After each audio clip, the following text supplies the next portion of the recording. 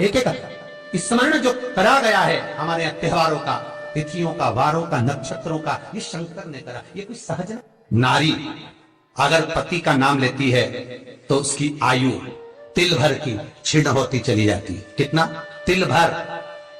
स्कंद पुराण में लिखा है तिल भर की आयु क्षीण होती चली जाती। नारी ज्येष्ठ पुत्र का नाम लेती है, हाँ ज्येष्ठ में अगर बेटी है तो उसका नाम ले सकती है, पर ज्येष्ठ पुत्र बड़ा पुत्र है और पुत्र का नाम लेती है तो उस बालक की कभी उन्नति नहीं हो सकती। तन से, मन से या धन से वो बालक हमेशा दुखी ही रहेगा। तुम दुनिया का सारा सपोर्ट कर दो, तुम चाहे अपनी प्रॉपर्टी बड़े बेटे के नाम कर दो, तुम चाहे पूरा दुनिया भर का सुख अपने बेटे के सामने लाकर खड़ा कर दो, तो भी अगर मां अपने बड़े पुत्र का नाम बार बार लेती है तो वो पुत्र या तो तन से या मन से या धन से दुखी ही मिलेगा, वो सुख नहीं पा सकता।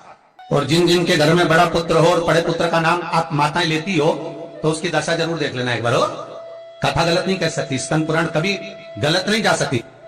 आपके घर में भी अगर बड़ा पुत्र हो और पुत्र का नाम अगर आप ले रहे हो, हाँ ये जरूर है अगर बेटी बड़ी और उसके बाद पुत्र बड़ा है तो वो ज्येष्ठ नहीं माना जाएगा। ध्यान रखना, ज्येष्ठ का मतलब होता है सबसे बड़ा पुत्र, उसके बाद सारे बच्चों का जन्म हुआ। क्योंकि बेटी अगर जन्म ले ली पहले फिर बेटा हुआ तो बेटी ज्येष्ठ कहलाएगी, है बेटा नहीं कहलाएगा। अगर पहला ज्येष्ठ पुत्र है तो मां सारी प्रॉपर्टी दे दे, सारा वैभव दे दे, मां सारा दौलत दे दे, मां उसके ऊपर सर्वस्व निछावर कर दे, पर अगर बेटे का नाम माता बार बार लेती है तो उस बेटे की उन्नति, तरक्की नहीं हो सकती, उसको जीवन में सुख नहीं मिल सकता, कुछ ना कुछ चीज से वो दुखी रहेगा। चाहे वो बच्चों से रहे, पत्नी से रहे, परिवार से रहे, कुटुंब से रहे, व्यापार में रहे, व्यवसाय में रहे, ऑफिस में रहे, चाहे अपने शरीर से रहे, पर दुख तो उसके भाग्य में थोड़ा लिखा ही रहे। और जो चीज वेदव्यास जी ने वर्णन कर दी महाराज, उसका प्रमाण आप खुद भी अपने घर में देखो कि सही है कि गलत है। जिस जिस घर में बड़ा पुत्र हो और मां उसका नाम बार बार लेती हो, बार बार लेती हो, उस पुत्र की दशा देखिएगा आप। तन, मन और धन तीन तरह से। इसलिए निवेदन करूंगा मेरी माताओं से, आपका प्रेम बहुत है कि आपका बेटा बड़ा है, आपका पुत्र बड़ा है, आपका बहुत प्रेम है और बेटे का भी माता के प्रति बहुत प्रेम है, पर उस प्रेम में तुम्हारा जो संबोधन है बार बार नाम लेने का, उससे उसको तकलीफ हो सकती है। इसलिए निवेदन है, मेरे कृष्ण का नाम कृष्ण था पर यशोदा कभी कृष्ण नहीं बोली है, कभी नहीं। यशोदा कभी कृष्ण नहीं बोली, कनुआ कहती थी आपके बेटे का नाम कुछ भी आप उसको नाम से मत पुकारो, उसका नाम चेंज कर दो, थोड़ा सा बदल दो, आप उस नाम से उसको पुकारना प्रारंभ करो। आप जो भी बोलना चाहे, आपके दिल की बात है, तो आपके पुत्र से आप क्या बोल सकते हो। मेरी कौशल्या मैया राम को केवल राम ही कहती थी, केतई राघव कहती थी, सुमित्रा रघु कहती थी, पर कौशल्या नाम नहीं बदलता। और ज्येष्ठ पुत्र थे राम, बड़े थे, बड़े हुए, वन जाना पड़ा, लौट कर आए, धोबी की वार्ता सुनकर सीता का परित्याग करना पड़ा, समय आया लक्ष्मण का त्याग करना पड़ा, और समय आया तो ये शरीर को ही सरयू में छोड़ना पड़ा।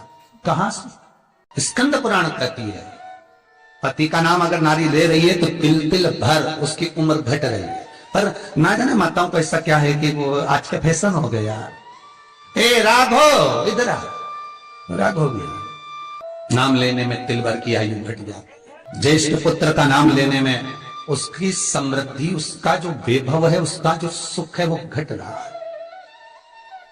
जिस गुरु से गुरु मंत्र लिया है, गुरु दीक्षा ली है, जिस गुरु से आपने गुरु मंत्र का स्मरण किया है, जिस गुरु से आपने गुरु मुख हुए हैं, जिस गुरु से आपने गुरु मंत्र लिया है, आपने अगर मंत्र ले लिया, चार जगह पर बात निकले, कोई पूछ भी ले कि आपने गुरु मंत्र किससे लिया, तो बता दो भैया हम तो वहां गए थे, वहां का जो गुरु जी है उनसे हमने गुरु मंत्र लिया, वही हमारे गुरु है। नाम का स्मरण ना करते उसकी पहचान बताने का प्रयास कर, वो ऐसे वो वैसे वो वहां रहते, उसका स्मरण। गुरु का नाम लेने से क्या जाता है महाराज? शास्त्र कहता है गुरु जिसने मंत्र दिया उसका नाम मत लो, गुरु ने जो मंत्र दिया उसका नाम लो। बहुत ध्यान देना महाराज, दुनिया के लोग गुरु का नाम लेकर बैठे हैं, उन गुरु जी से मंत्र लिया था तो उन्हीं का नाम लिया जाए, श्री ये मान जी, ये मान जी, अरे क्या नाम ले,